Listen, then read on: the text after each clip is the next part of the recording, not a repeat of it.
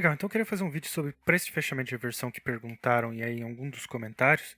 E eu lembrei que eu assisti não muito tempo atrás um vídeo do Stormer, né, sobre preço de fechamento de reversão. Então eu queria mostrar aqui programaticamente como que a gente identifica um. Obviamente eu não vou querer ensinar a operar, né? Eu vou deixar os links do vídeo do Storm, ele descreve obviamente muito bem, né? Como operar, como usar esses sinais operacionalmente, né? Eu vou mostrar como a gente localiza esses padrões programaticamente, tá? Então, basicamente, vamos descrever aqui o que é o preço de fechamento de reversão, baseado, obviamente, no que o próprio Stormer descreve, né? Então, se a gente considerar um padrão de 3 candles, tá? Se a gente considerar um candle branco, e eu tô pintando ele de branco simplesmente porque para mostrar que a gente não importa se ele é um candle de alta ou de baixa, tá? Então eu vou deixar ele pintado de branco. A gente vai ter normalmente na sequência um candle de baixa, né? Um candle vermelho e o nosso preço de fechamento de reversão, que eu vou deixar aqui, né? Vai ter uma característica onde são duas regras, basicamente, que a gente tem que buscar para determinar o preço de fechamento de reversão. Só estou desenhando as mínimas aqui porque as mínimas são importantes. Então, primeira condição, primeira regra é que a mínima do candle 0, que é o nosso candle que a gente está buscando o preço de fechamento de reversão. Então, eu vou colocar aqui, ó, esse será o nosso candle 0. Aqui será o nosso candle 1, né, o nosso candle anterior, pensando nas referências, né? E aqui vou deixar em branco o nosso candle 2, tá? Então, basicamente, o que eu estou dizendo? Eu estou dizendo que a mínima do meu candle 0 tem que ser menor que as mínimas 1 e 2, né? Mínima do candle 1 e 2. Você nota que, de fato, né, no nosso exemplo aqui, está bem abaixo. Essa é a primeira condição. A segunda condição é que o preço de fechamento do nosso candle seja maior que o preço de fechamento do candle 1. Então, a gente interpretaria isso aqui como um candle verde, né? Esse nosso candle aqui de fechamento de reversão como sendo um candle verde de alta, porque ele veio abrir aqui embaixo e fechar aqui em cima, né? Enquanto o nosso candle anterior, ele abriu aqui embaixo, abriu lá em cima, fechou aqui embaixo, né? Portanto, o nosso F anterior, né, é menor que o nosso F atual, que seria o F do nosso candle preço de fechamento de reversão. Então essas são as duas condições que a gente tem que encontrar. Então, como que a gente demonstra isso programaticamente? Eu vou criar duas condições, duas variáveis, uma chamada condição 1 e a outra condição 2, do tipo booleano, tá? Início, fim, para delimitar o nosso código.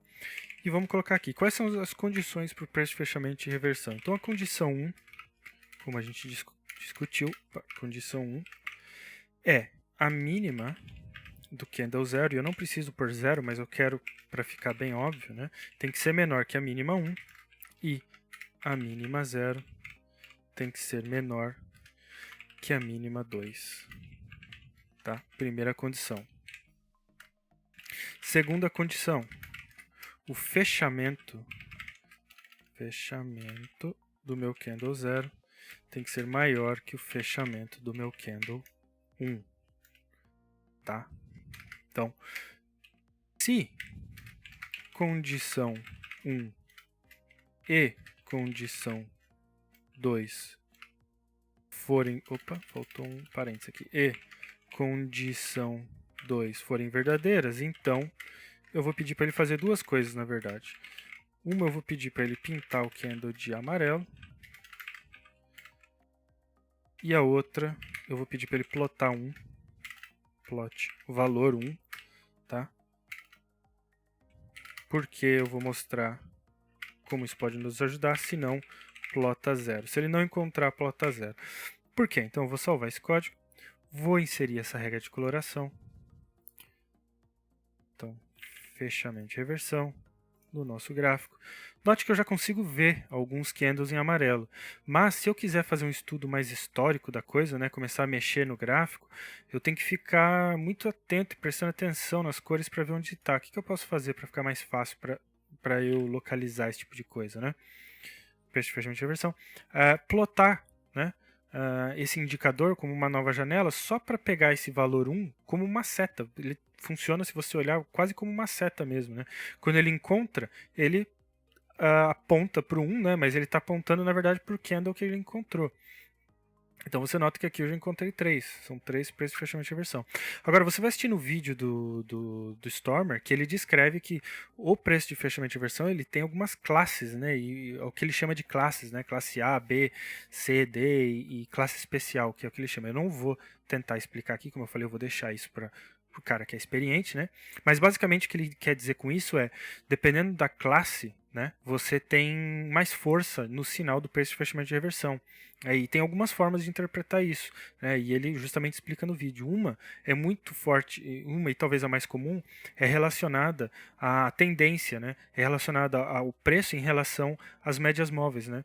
Então, como que a gente pode traduzir isso programaticamente? Então vamos criar mais uma variável booleana chamada TA, onde eu estou procurando uma tendência de alta, porque eu quero trabalhar só na ponta da compra. Então eu vou buscar tendências de alta, né? Eu vou criar 3 variáveis, média para armazenar valores de médias móveis. Se você vê que eu já estou plotando elas na tela, né? Em 3 cores ali, né? Púrpura, amarelo e verde. E eu vou até colocar aqui embaixo já quem é quem, mas vamos descrever as condições aqui. Primeiro, eu tenho que armazenar esses valores, obviamente, média exponencial, vamos começar com MM9, é a média exponencial de 9 do fechamento. A MM21 é a média exponencial de 21 do fechamento. E a MM72, a média exponencial de 72 do fechamento também. E a nossa condição para uma tendência de alta será quando a MM9 estiver acima da MM21 e a MM21 estiver acima da MM72. Tá? Então, antes de salvar, vamos colocar aqui quem que é quem. A média móvel 9, nas cores aqui, né, só para a gente saber identificar, é a nossa média móvel amarela. Tá? A de 21 é a nossa média móvel verde, então vamos colocar aqui verde. E a média móvel mais longa, de 72, é a nossa média púrpura, ou roxa ali, né? Fúcsia, não sei como você preferir chamar. Então, eu ainda não salvei o código, né? Note que ele detectou alguns preços de fechamento de reversão, né, que estão em movimentos de baixa. Você nota aqui que a nossa média mais rápida está embaixo, né, da média 21, que está embaixo da média de 72. Mesmo assim, ele identificou. Né, como a gente falou, como o próprio Stormer determina, ele fala, né, se você encontrar, né, na ponta da compra um preço de fechamento de reversão embaixo das médias, ele tende a ter um sinal mais fraco. Né? Então, o que eu posso fazer? Agora eu posso adicionar essa condição aqui, TA, né, na nossa lista de condições, onde eu digo, agora eu quero, se houver uma tendência de alta e as condições 1 e 2 forem satisfeitas, você me identifica. Então você vê que ele já parou de identificar aqui, né, achou um aqui, onde você nota que aqui sim há uma tendência de alta, porque a nossa média móvel 9 está acima da média móvel verde 21, que está acima da média móvel púrpura. Né?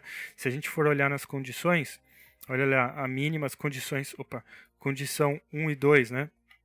Mínima 0, abaixo da mínima 1 e da mínima 2. Né? O preço do fechamento desse candle fechou acima do fechamento anterior. Lembra que eu disse, né? Normalmente é de baixo, ele pode ser sim de alta. Você nota que aqui ele abriu aqui embaixo, fechou aqui em cima, mas o nosso candle fechamento de reversão ainda fechou ainda mais acima. Né? Então não tem problema, pode ser sim um candle branco. Né? Aqui foi um exemplo, né, para a gente ver como a gente localiza, mas você nota que a condição basta que o preço de fechamento atual esteja acima do fechamento anterior. Né?